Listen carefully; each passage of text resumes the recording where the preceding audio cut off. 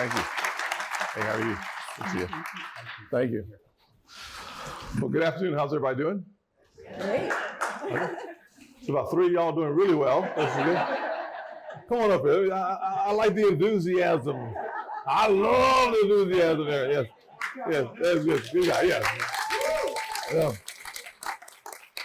As you can tell, I'm Senator Tim Scott. Kind of easy to see here, but the truth of the matter is that the enthusiasm and the energy that's necessary to get kids involved in financial literacy is absolutely paramount. If you come into a classroom and you're going to start talking about financial literacy to a lot of kids, you may put them to sleep if you don't have a lot of energy. And one of the things I did early on in Congress, or the early days in the Senate, was I worked with and partnered with the NFL and Visa to create a financial football game fashioned after what every kid loves to do, which is to play on a Nintendo or a GameCube or something. It's a Madden football. And they started learning about savings and investments and derivatives. And I will say that in South Carolina, it's now a prerequisite to graduate from high school. You have to have a financial literacy class. And I will say without any question, I wish as a kid growing up in poverty in a single parent household that I had those lessons before I entered my 20s, because it took quite a while for me to allow the financial literacy framework to soak into my soil, so to speak, where I was able to increase and then provide a better future for my mom. Most kids growing up in poverty have a couple of goals. One is to get out of poverty. The second is to make sure that mama isn't left in poverty. And so your combined efforts are making dreams come true for kids all across our country. And so I want to say thank you for doing so. And Jack Reed, co-chairing the Financial Literacy Caucus, is a brilliant man. I think he's a Naval Academy graduate. He graduated cum laude.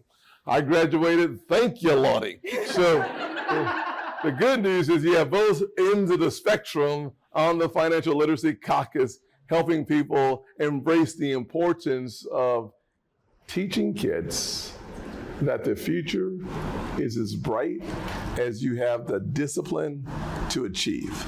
A part of the truth of who we are as Americans is all things are possible. But what we sometimes forget to tell kids, and frankly ourselves as adults, all things are possible, especially when you work. Especially when you save while you're working, and especially when you save on a disciplined pattern.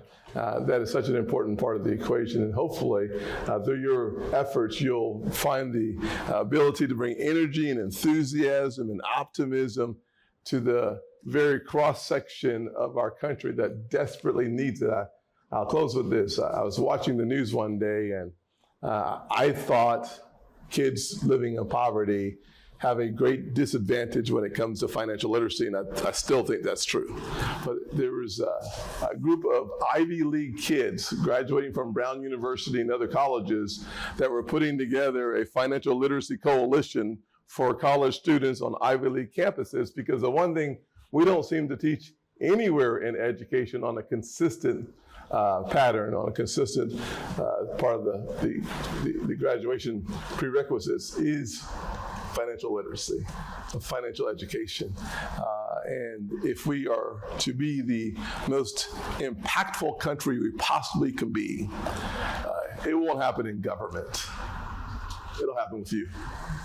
It'll happen because you see yourself in someone who might learn from your amazing example, Jack Reed, or the warning of Tim Scott.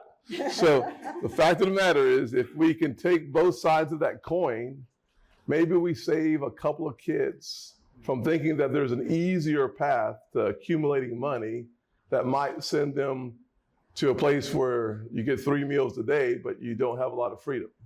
Maybe by teaching financial literacy and financial education, we find ourselves helping to seed the soil that then germinates and produces a new community of folks who understand philanthropy and investment, because they themselves become the investors who then become the philanthropists. I believe that the greatest future we have as a nation will be in the hands of young people who benefit from your investment in their lives. So to those of you doing that, thank you.